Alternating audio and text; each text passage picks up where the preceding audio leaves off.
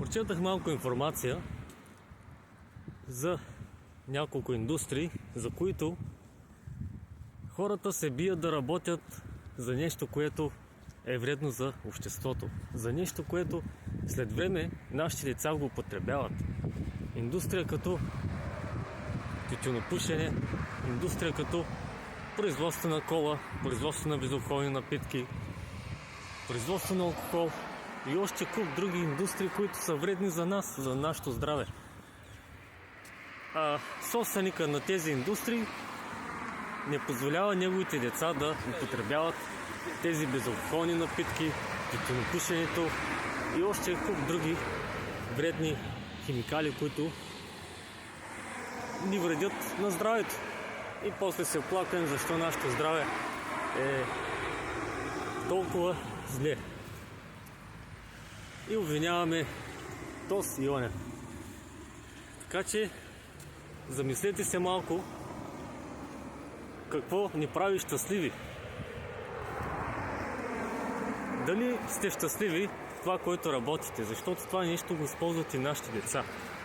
И след време и техните деца също ще използват тези вредни и токсични неща, които се използват в днешно време. Аз не употребявам тютюнопушене, не употребявам алкохол, не пия безалкохолно, защото 90% от безалкохолните напитки са вредни и си пазя здравето.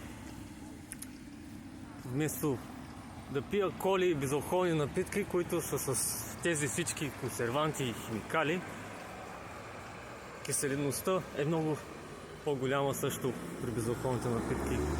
Просто пия вода и алоe вера. Заменям безалкохолното, краткото удоволствие за алоe вера. Вие също може да го направите това. Да дадем пример за нашите деца. Вие, когато употребявате тютюнопушене, 90% от децата също ще употребяват цигари, алкохол, безалкохолни напитки. Това, което ние правим, също и нашите деца ще го правят. Кой родител иска децата му да пропушат на 10-12 годишна възраст?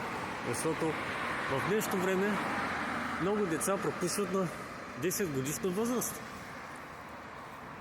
Много. И това не е приятно. Защото и аз имам дете и не желая моето дете да пропуша на 10 годишна възраст. Това беше от мен. Просто исках да споделя с вас нещо, за да го знаете това. А може би вие го знаете. Приятен ден от мен.